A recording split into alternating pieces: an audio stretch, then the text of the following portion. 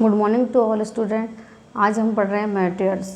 However some larger matter do not burn up completely and the remaining part strike the earth surface making crater.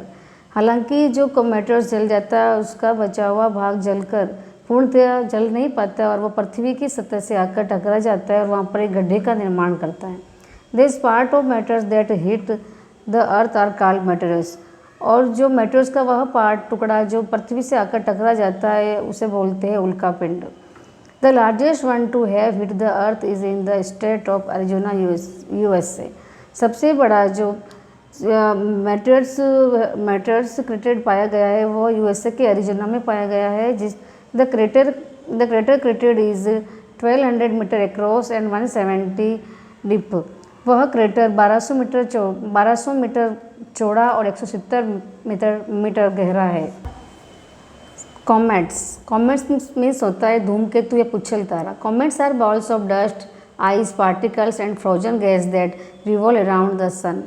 Comet पुच्छल तारा एक धूल मिट्टी का, ice बर्फ पार्टिकल्स का, एक ठंडी गैसों का एक गोला होता है जो सूर्य के चारों तरफ चक्कर लगाता है। When they come closer to the sun in their highly elliptical orbit, वह सूर्य के चारों तरफ अंडाकार पथ पर या परिक्रमा पथ पर चक्कर लगाता है। They vaporize and form a long tail which could be as long as 1 million kilometre.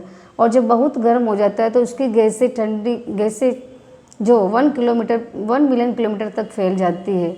The most famous of this is the Halley's comet which is visible from earth every 70 years. सबसे मुख्य जो heli comet है, heli धूमकेतु है, वह बहुत ही प्रसिद्ध है और वह प्रत्येक 76 ईयर्स बाद दिखाई देता है। It will appear next in the year 2062 और आने वाले समय में हमको वो 2062 में फिर हेली कॉमेट दिखाई देगा। सैटेलाइट मीन्स होता है ग्रह, उपग्रह। Satellite are celestial bodies which revolve around the planets। उपग्रह एक खगोलीय बॉडी होती है या खगोलीय पदार्थ होता है जो प्लैनेट्स के चारों तरफ चक्कर लगाता है, यानी कि ग्रह के चारों तरफ चक्कर लगाता है। They do not have heat और लाइट ऑफ देयर ओवन। उसकी स्वयं की कोई गर्मी नहीं होती और स्वयं का कोई प्रकाश नहीं होता है। Like all planet they reflected the light of the sun. जैसे कि सारे ग्रह सूर्य की रोशनी से चमकते हैं। Various planet have different number of satellite. प्रत्येक या विभिन्न प्लानट्स के एक विभिन्न प्रकार के अलग अलग मात्रा के सैटेलाइट या उपग्रह होते हैं। द अर्थ, पृथ्वी। The earth is a unique planet in the solar system because it is the only one to support life.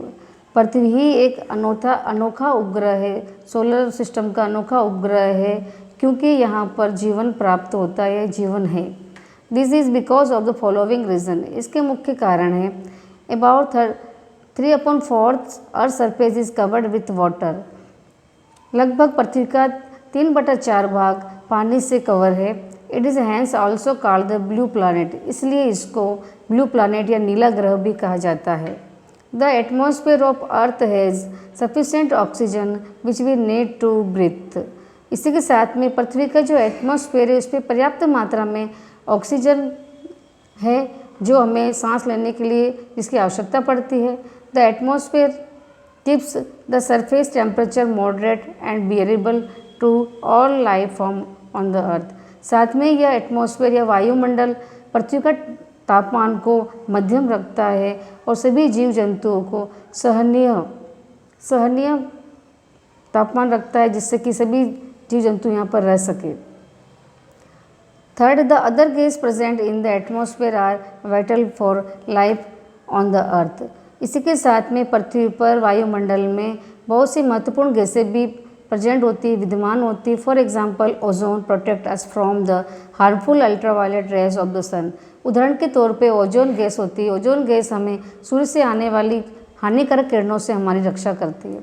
The earth surface has soil that support plant life and many other forms of life. साथ में पृथ्वी का जो surface है, पृथ्वी की जो परत है वह मिट्टी से बनी होती है जो जहाँ पर प्लांट्स यानी पेड़ पौधे और विभिन्न प्रकार के सजीवों को जीवन प्राप्त होता है। The moon and its phases. चंद्रमा। The moon is the only natural satellite of the earth. चंद्रमा पृथ्वी का एक इकलौता उपग्रह है। It lies 3,84,400 kilometre away from the earth and make one complete revolution of the earth in about 28 days। साथ में ही इसका जो इसका घेराव होता है वो 3,84,400 किलोमीटर तक है और ये पृथ्वी का एक रिवोल्यूशन पृथ्वी का 28 डेज में कंप्लीट करता है। It also takes the same time to rotate one about its axis.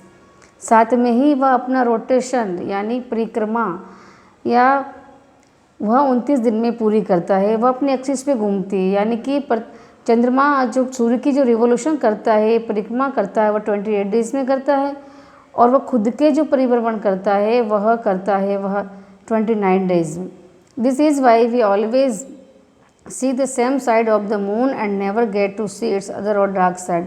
इसलिए हमें हमेशा चंद्रमा का आधा भाग दिखाई देता है जो चमकता हुआ दिखाई देता है और कभी ब्लैक दिखाई देता है। The diameter of the moon is 1/4 head and it's gravity 1/6 that of the earth. चंद्रमा की जो डायमीटर है, व्यास है, वह पृथ्वी का 1/4 यानी 1/4 भाग है और पृथ्वी की ग्रेविटी से चंद्रमा की ग्रेविटी का भाग है 1/6। The moon thus has no atmosphere and no water. चंद्रमा पर न कोई वायुमंडल है और न ही जल है। No life form exist on the moon because of this. इसलिए वहाँ पर चंद्रमा पर जीवन यापन नहीं कर सकती या लाइफ नहीं है। The surface of the moon is full of craters. साथ में ही चंद्रमा की जो पृथ्वी है या चंद्रमा की जो सतह है उसे वह पूरी गड्ढों से भरी हुई है। Mainly because of bombardment of meteorites which strike its surface unburnt as there is no atmosphere to burn them up। क्योंकि वहाँ मुख्य रूप से चंद्रमा पर जो विस्फोट होते हैं उस विस्फोट के कारण वहाँ उसके सरफेस के कोई आग नहीं लगती या वह जला रहता है, क्योंकि वहाँ पर एटमॉस्फेयर नहीं पाया जाता है, यानी वहाँ पर हवा नहीं है और हवा नहीं है तो ऑक्सीजन भी नहीं है। The moon is visible to us in the night sky in various shapes. चंद्रमा को रात में हम विभिन्न आकृतियों में देख सकते हैं। Depending on its part that is lightly up by the sun. क्योंकि यह सन की रोशनी पर ही निर्भर करता है, सूर्य की रोशनी पर ही निर्भर करता है कि सूर्य की विभिन्न प्रकार की आकृतियाँ हमको आकाश में दिखाई देती है। The shape of moon become bigger during 1/2 of its revolution period of 28 days, while the shape of moon become bigger during 1/2 of its revolution period of 28 days। चंद्रमा का जो रिवोल्यूशन पीरियड होता है 28 दिन का, उसमें उसका शेप बढ़ता जाता है। आधे समय में उसका शेप बढ़ता जाता है। While in the other half period it become small. और वापस आधे दिनों 15 दिन के पीरियड में उसका जो आकृति होती है वो छोटी होती जाती है। This growing period is called waxing of the moon. जो बिगर होता है उसे बोलते हैं वैक्सिंग ऑफ मून, यानी कि पूर्णिमा या चमकता हुआ चांद। While the reducing period is called waning of the moon. और जब वो चंद्रमा का जो घटता क्रम होता है उसे कहते हैं वैनिंग ऑफ द मून या घटता हुआ चंद्रमा। The happens because of the different position of the moon during its orbit around the earth. और यह इसलिए होता है क्योंकि जब चंद्रमा घूमता है वह उस समय वह विभिन्न स्थिति में आता है और पृथ्वी का चक्कर लगाते जाता है। आज हमारा चैप्टर यहीं समाप्त हो गया। कल अब हम प्रश्न उत्तर करेंगे। थैंक्स।